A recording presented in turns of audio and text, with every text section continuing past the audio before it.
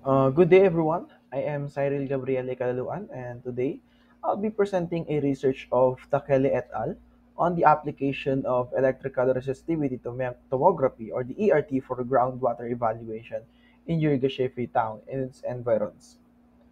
It is located in the main Ethiopian rift. Given the importance of groundwater as a vital resource in this region, the study aims to utilize the electrical resistivity tomography to delineate the subsurface structures and identify the potential aquifers in the area. Now let's discuss the introduction. So the Yirgacheffe town, located within the main Ethiopian rift, is renowned for its poor surface water quality, making groundwater a crucial resource. The region's geology is complex, characterized by volcanic formations such as ignimbrite rhyolite, trachyte, and basalt. The need for reliable groundwater sources has prompted the use of electrical resistivity tomography to map the subsurface geology and evaluate the groundwater potential.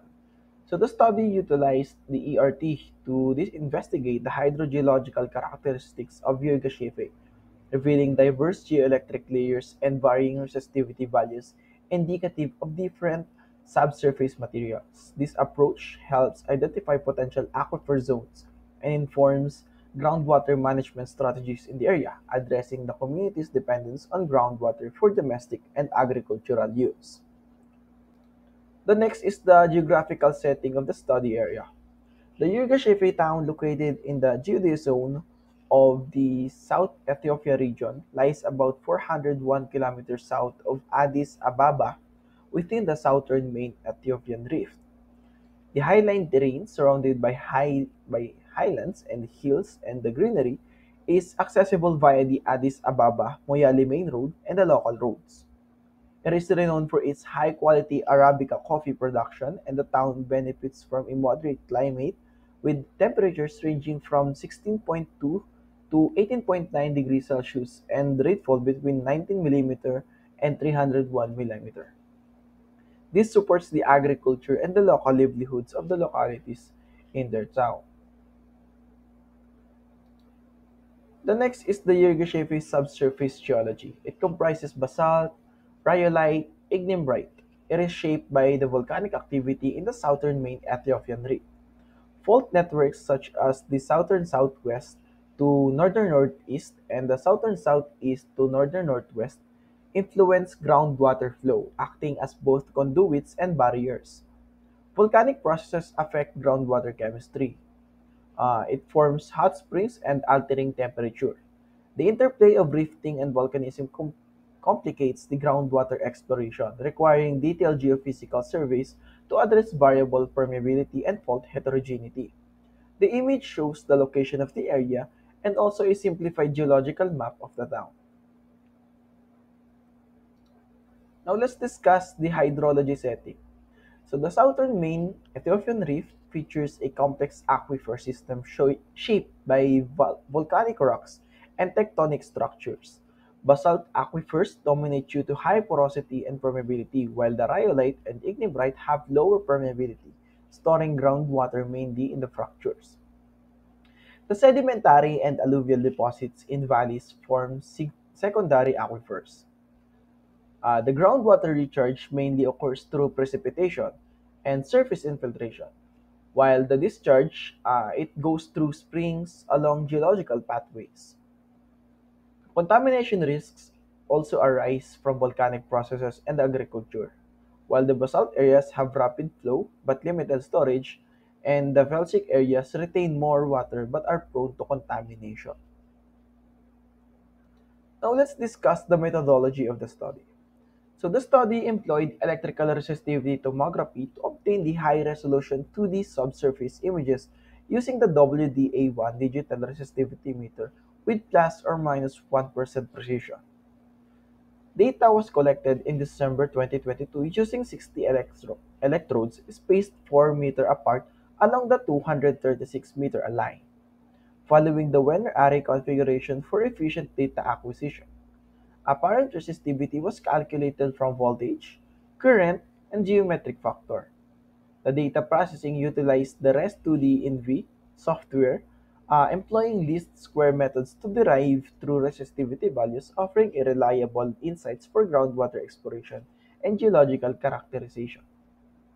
This image illustrates the setup and the data acquisition process of the electrical resistivity tomography. It is used in the study of Jirga-Shepistone groundwater. So the diagram shows a sequence of measurements to construct a pseudo-section using 60 electrodes spaced 4 meters apart in straight line, controlled by the WDA1 resistivity meter. The electrodes are activated in groups of 4 per measurement, following the Werner-Array configuration known for its high signal-to-noise ratio. The data levels, like the n is equals to 1 to n is equals to 6, indicate the increasing depth of investigation as electrode spacing increases. This setup helps generate a detailed 2D subsurface images crucial for assessing groundwater flow and aquifer characteristics of the area. Now let's discuss the results in discussion. The study used electrical resistivity tomography to map the Yurgasheffe subsurface, identifying three key layers: a fresh ignimbrite rhyolite, weathered ignimbrite, and a saturated topsoil. The ERT data from the four profiles, which are the Melkalole, the Werribee West, the Teking Kamaya College, and the Yirgacheffe High School. It revealed resistivity variations with values ranging from under 30 ohmmeter, indicating saturation, to over 6,000 ohmmeter, that indicates a drier conditions. The 2D inversion models showing root mean square, or the RMSE, of a 4.3 to 4.5% accurately depict the subsurface conditions and highlight hydrogeological differences across the area. The image shows a lithological logs from two boreholes: the Chelbachito BH, which is the A sample or the borehole, and the Gars BH, which is the second borehole. So it is used to verify the subsurface geology identified through electrical resistivity tomography in Yirgacheffe. The Chelbachito borehole features a top clay layer ranging from 0 to 10 meter, followed by porous pumice, which ranges from 10 to 20 meter, and deeper layers of gravel with sand texture and weathered ignimbrite 20 to 38 meter. It indicates varying permeability, while the Garspore hole has a similar clay top layer, underlying by less permeable top, which ranges from 10 to 20 meter, and a deeper layer of moderately fractured and fractured basalt, which ranges from 20 to 38 meter. It suggests a better groundwater flow through fractures.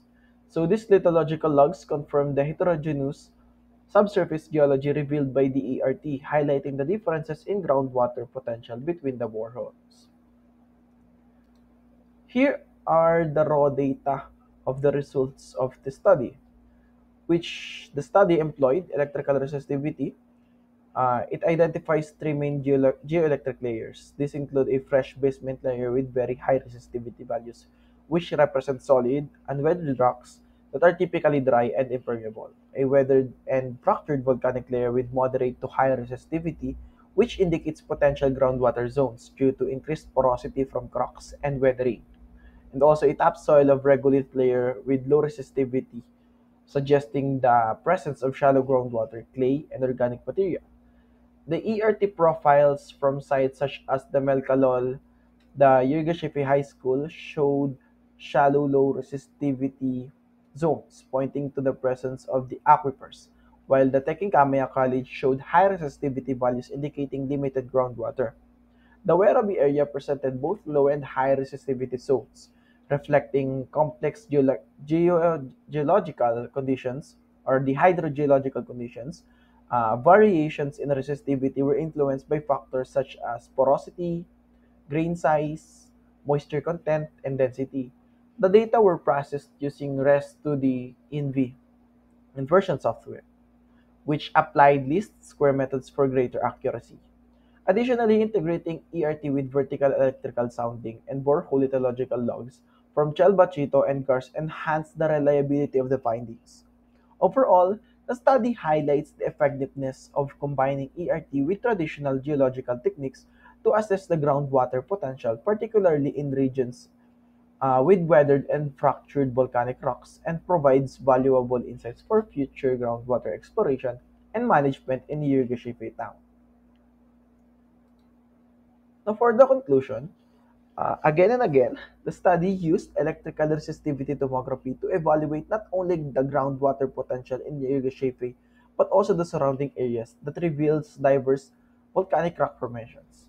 The three main subsurface layers were identified: a deep, dry rhyolite layer with very high resistivity, a middle with weathered and fractured volcanic layer with moderate resistivity, offering a good groundwater potential, and also the topsoil layer with a low resistivity indicates shallow freshwater. The electrical resistance tomography or the ERT profiles showed strong groundwater potential in some areas, profiles 3A, 3C, and 3D, and limited potential in others, while the profile 3B. The findings emphasize the region's varied hydrogeology and the value of integrating ERT with additional methods like the vertical electrical sounding to enhance the future groundwater exploration and management. I think that sums up the presentation of this study, and I hope you learned something through this presentation. Thank you and God bless all.